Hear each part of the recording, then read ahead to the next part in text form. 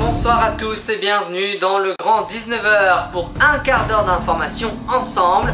Et puis on commence avec la création en 1992 pour inciter les ménages français à investir au capital de l'entreprise tricolore directement ou via les SICAV. Le plan épargne en action va maintenant prendre au piège certains épargnants à qui l'État proposait une fiscalité importante de leur épargne.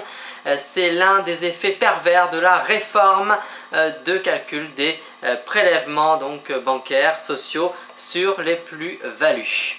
Double peine, des milliers d'épargnants vont se retrouver par deux fois piégés par le nouveau mode de calcul des prélèvements sociaux qui vient d'imaginer le gouvernement afin de ramener notamment 600 millions d'euros dans les caisses de l'État, car il faut savoir les caisses de l'État sont vides en 2014, donc pour les caisses de l'État. Cerise sur le gâteau, la mesure incluse dans le projet de loi du financement de la sécurité sociale s'appliquera de manière rétroactive à compter du 26 septembre 2014.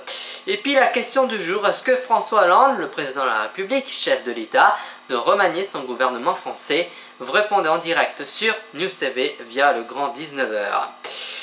Pour Patrick Mennucci, il y a une bonne et une mauvaise nouvelle. La bouillante adversaire à la primaire Samia Ghali, qui refusait jusqu'alors tout rapprochement avec le candidat socialiste investi à Marseille.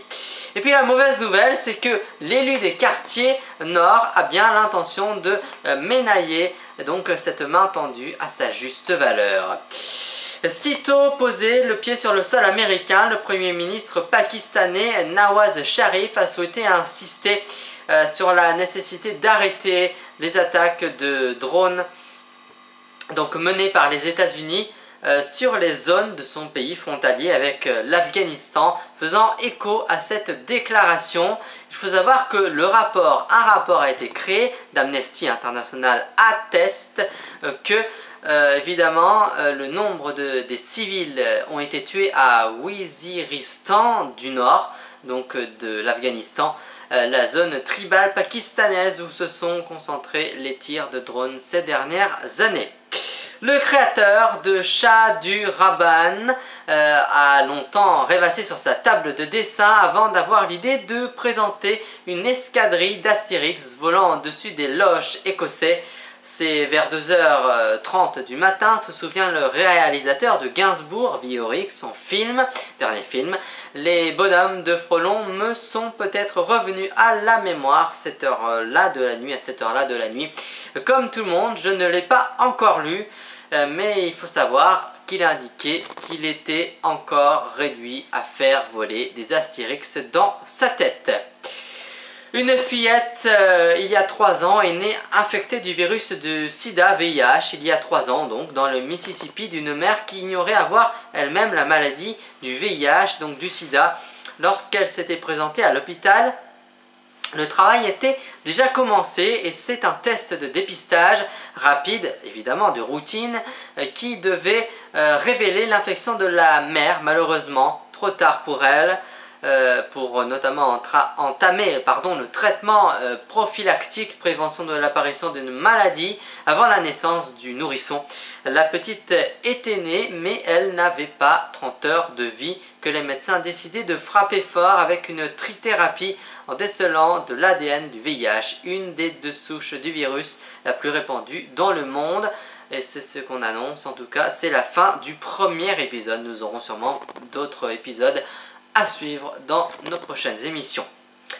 Pour la 2e année consécutive, l'université des Harvard ouvre ses portes au sexe. Le Harvard Sex Week, qui se déroule cette semaine entre les murs du célèbre campus du Massachusetts, est au programme de sensibilisation et de débats, notamment politiques, mais bien d'autres, sociétés nous aussi, mis en place par l'association étudiante Sexual Health Education et Advocacy Tribute Harvard College. L'événement qui se tient du 20 au 26 octobre est gratuit et ouvert à tout le public.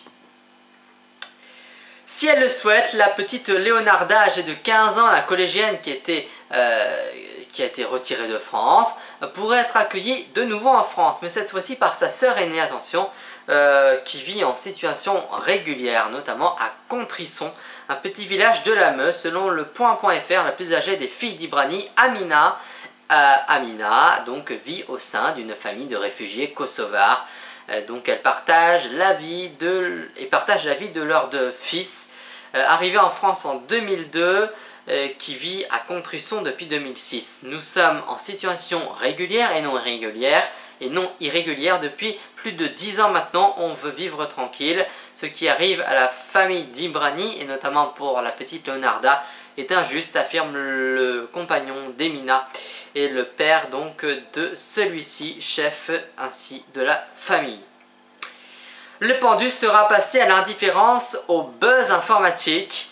À Bussy-Saint-Georges en Seine-et-Marne, cet homme ignorait de tout donc pendant des années. Désormais l'objet de toutes les conversations et d'une enquête qui laisse la police médusée. Cet homme, habitant au cœur de la ville entouré de voisins dans une résidence cossue de 6 étages, a été retrouvé pendu à son domicile 8 ans après s'être donné la mort, momifié au bout de sa corde autour d'un drap coincé en fait d'une porte intérieure, rapporte une enquête en échange du dossier confié notamment au commissariat de Lagny-sur-Marne, en Seine-et-Marne donc. Et puis je termine avec le puzzle de la maladie d'Alzheimer. N'est pas encore achevé, mais les dernières pièces se mettent en place, et plutôt bien. Il y a quelques jours par exemple, une équipe de chercheurs américains de l'université de Rochester aux États-Unis expliquait dans la revue Science comment le cerveau se nettoie de ses toxines lors du sommeil grâce à un lavage à grande eau, ou plus exactement et plus précisément à un débit très important, débit accru de liquide notamment c'est ce nom évidemment de ce liquide céphalarachidien. Le cerveau évacue ses déchets, les mauvais déchets évidemment, des détriments, notamment les protéines bêta-amyloïdiques, connues pour jouer un rôle dans la maladie d'Alzheimer qui atteint notamment la mémoire. Rappel de la principale information du grand 19h, la fillette est née infectée du virus du sida il y a 3 ans dans le Mississippi d'une mère qui ignorait avoir elle-même la maladie. Lorsqu'elle s'était présentée à l'hôpital, le travail était déjà commencé. C'est un test de dépistage rapide de routine qui devait révéler l'infection de la mère. Malheureusement trop tard pour entamer le traitement prophylactique, prévention de l'apparition de la maladie NDLR avant la naissance de nourrisson. La petite était née, alors elle n'avait que 30 heures, elle n'avait même pas 30 heures à vivre. Donc c'est en tout cas ce qu'indiquaient les médecins. Les médecins ont décidé ainsi de frapper fort avec une trithérapie en décellant de l'ADN du VIH, une des 2 souches du virus la plus répandue dans le monde. Fin du premier épisode et fin de notre émission d'information de politique, de société, actu internationale, nationale, régionale et locale. Merci d'avoir suivi ce grand 19h depuis lundi. Merci de votre fidélité. On se retrouve, nous, lundi prochain dans le grand 19h. Et pour l'information à suivre demain, vous retrouvez dès 20h45 Joseph Cabrit qui vous animera pendant 25 minutes le Grand News, émission d'actualité, et qui me recevra en tant qu'invité pour répondre à toutes ces questions. Merci de votre fidélité, je vous souhaite une excellente soirée sur News TV, merci